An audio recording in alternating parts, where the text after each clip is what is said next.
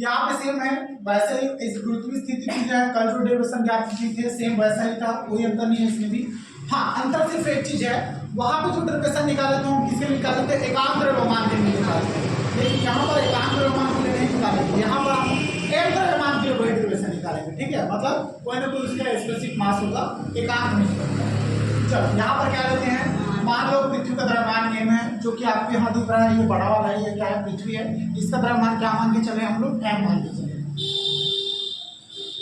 तथा त्रिज्या r है, जो कि आपको यहाँ से दिख रहा है कैपिटल R त्रिज्या। ठीक है, उसके केंद्र O से r दूरी पर इसका बिंदु है, इसी के केंद्र ये O है, इससे थोड़ा सा दूरी, मतलब r दूरी दिख रहा है, स्मॉल r दूरी दिख रहा है, स्मॉल r दूरी पर बिंदु पर है A है, जो कि आपको यहाँ पर दिख रहा है। ठीक है, ए पर गुरुत्वीय स्थिति ऊर्जा ज्ञात करना है। तो ये जो बिंदु ए दिख रहा है ना, इसी पे हमको गुरुत्वीय स्थिति ऊर्जा ज्ञात करना है। ठीक है, इसी पॉइंट पे, इस पॉइंट पे नहीं, इस पॉइंट पे। तो यहाँ पर पिंड को वैसे ट्रांसफर करते हैं, उसी की बात करते हैं।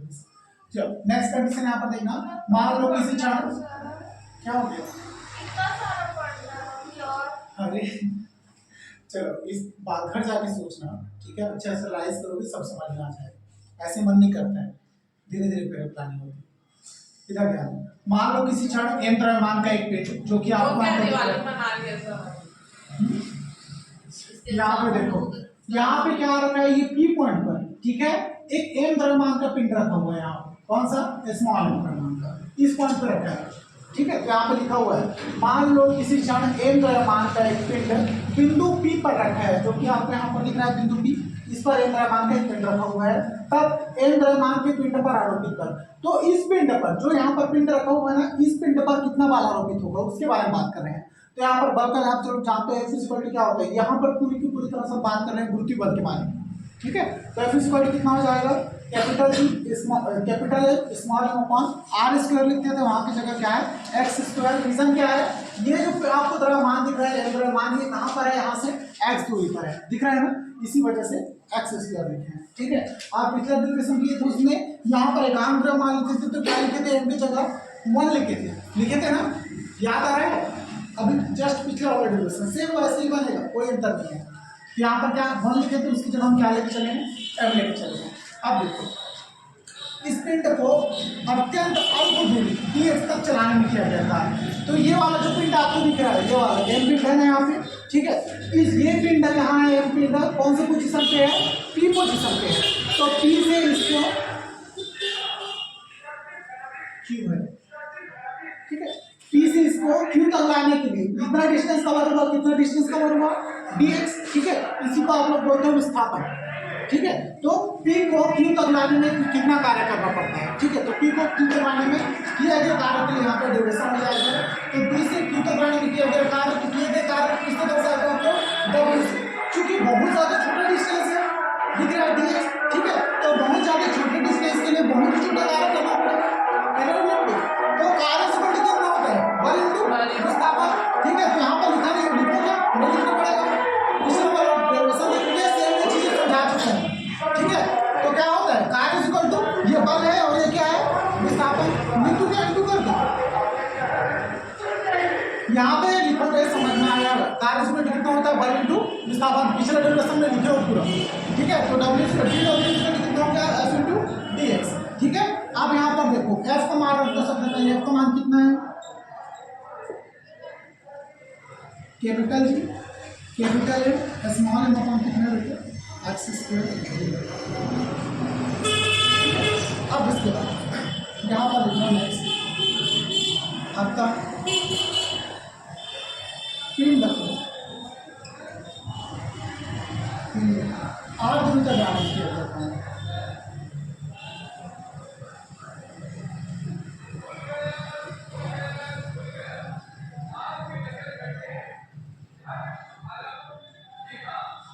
देख, पहले कंडीशन में क्या कर रहे थे, बिंदु यहाँ पर दिख रहा है, बिंदु P में जो द्रव्यमान रखा हुआ था, इसको P से Q तक लाने में किया गया कार्य निकाले, तो कितना निकला, dW = F × dx। तो वहां पर कर ले तो इतना निकला। ठीक है, मतलब सिर्फ P से Q तक लाने में कितना कार्य करना पड़ा हमको, इतना कार्य करना पड़ा, किए ना।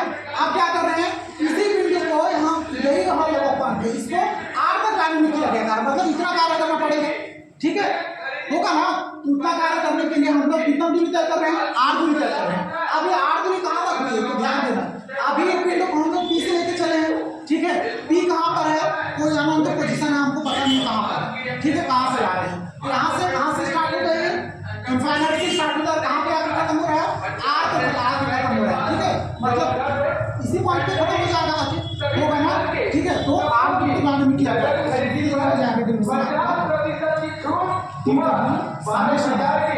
नगर खरीदी पर विशेष उपहार तो आज त्योहार के सीजन को ठीक है। लिमिट क्या लग जाएगा इसका, कहाँ से कहाँ तक आ रहे हैं, अनंत से लेके r तक आ रहे हैं, आ रहे हैं ना, अनंत से लेके आओ कहाँ गिरेगा, ये क्या हो जाएगा, अनंत से लेके r, ठीक है। ये लिमिट लग जाएगा। अब इसका चलो कहाँ गया, इसको मिटा दूँ, ये तो समझ में आ गया, सेम कर जैसा ही है, इसमें भी समाकलन करना पड़ेगा। चल इसका समाकलन कितना हो जाता है, dw का w, ठीक है। इसका कितना हो जाएगा, इसमें से किसका पद है यहाँ पर, dx का है, ठीक है। मतलब सिर्फ x का समाकलन होगा, बाकी सारी चीजें बाहर हो जाएंगी, ठीक है। ये पता होगा ऑलरेडी आता है, कितना है बाहर, क्या होगा, capital G,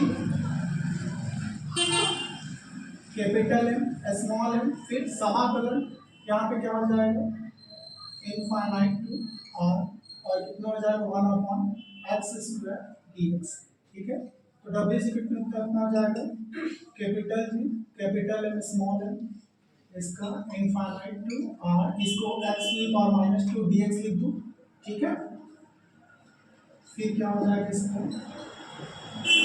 capital M, small m, चल इसका करो समाकलन, इसका समाकलन सबको आता है, कल भी करके रखो, हमें कितना होता है, -2 + 1 अपॉन -2 + 1, लिमिट वही लग जाएगा, इनफाइनाइट टू r, ठीक है।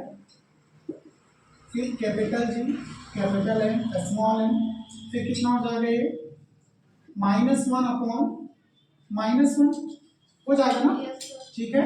ये सारा कुछ कल कर चुके हो तुम लोग, इसलिए ज़्यादा -1 बाहर हो जाएगा, -1 बाहर, -1 बाहर कर दो, कि -1 बाहर, तो कितना हो गया, capital G, capital M, small m, फिर कितना हो जाएगा अंदर में, इसको 1/x लिख दो सीधा, ठीक है।